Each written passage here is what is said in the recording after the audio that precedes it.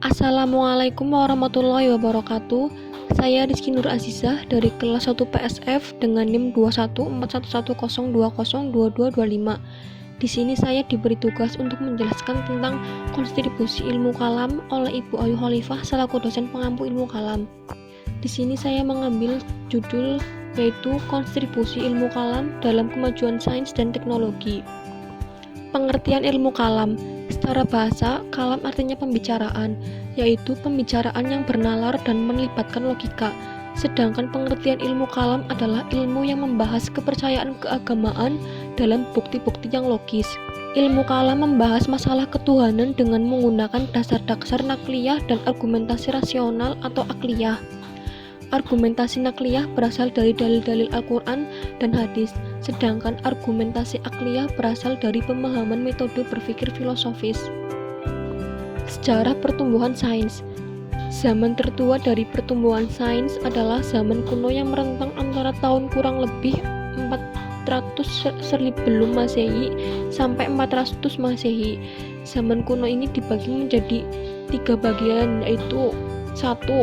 Kurang lebih 4000 sampai 6000 sebelum Masehi, masa Mesir dan Babylon. 2. 600 sampai 30 sebelum Masehi, masa Yunani kuno. 3. 30 sebelum Masehi sampai 400 Masehi, masa Romawi. Di Mesir mulai tumbuh berbagai gagasan ilmiah dari pengetahuan arsitektur, ilmu gaya, ilmu hitung, ilmu ukur. Semua ilmu ini penting untuk keperluan membangun berbagai kuil, istana, dan piramida. Ilmu bedah dan ilmu kedokteran juga mulai dikembangkan. Di Babilonia dikembangkan berbagai gagasan ilmiah dari ilmu bintang dan ilmu pasti. Suatu hal lain yang perlu diketahui bahwa masih melekat pada pertumbuhan ilmu pada masa yang pertama ini adalah adanya penjelasan-penjelasan yang bersifat gaib. Tokoh-tokoh ilmuwan sains dan teknologi Islam. Ilmu kedokteran. Ibnu Sina dikenal sebagai bapak kedokteran modern. Ia dikenal juga sebagai Avicenna di dunia barat, seorang filsuf, ilmuwan, dan dokter. Ilmuwan matematika adalah Al-Khwarizmi, pelopor konsep aljabar, algoritma, dan bilangan nol. Abdul Wafa mengembangkan metode trigonometri. Fatima Al-Fihri, pendiri universitas pertama di dunia. Al-Jazari, pelopor konsep hidrolik, cikal bakal ilmu robotika. Al-Farabi, tokoh Islam pertama dalam bidang logika. Ibnu Haytham, pelopor optik sebelum Kepler maupun Newton, yaitu seorang ilmuwan Islam yang ahli dalam bidang sains, matematika, geometri, pengobatan, dan filsafat. Ibnu Khaldun, peneliti filsafat, sejarah, ekonomi, dan sosiologi. Al-Biruni, peneliti astronomi, matematika, filsafat, sejarah, dan farmasi. Ibnu Al-Muqaffa, penulis kitab Al-Hayawan, ensiklopedia hewan.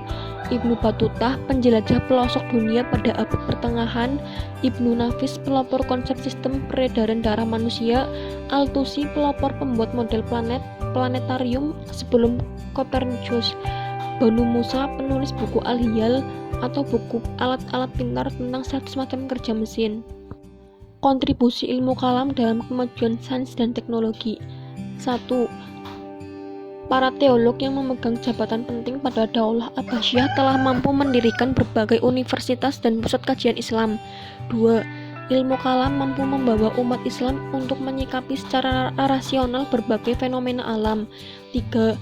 Ilmu kalam menempatkan akal dan wahyu pada posisi yang sama-sama penting terhadap fenomena alam, sehingga umat Islam mempunyai pegangan teguh yang mampu dipertanggungjawabkan dari sudut agama, sains, dan teknologi.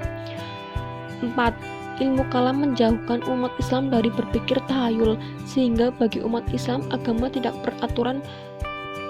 4. Ilmu kalam menjauhkan umat Islam dari berpikir tahayul, sehingga bagi umat Islam agama tidak berbenturan dengan sains dan teknologi. Sekian dari saya. Apabila ada kesalahan, saya mohon maaf yang sebesar-besarnya. Wabillahi taufiq wal hidayah. Wassalamualaikum warahmatullahi wabarakatuh.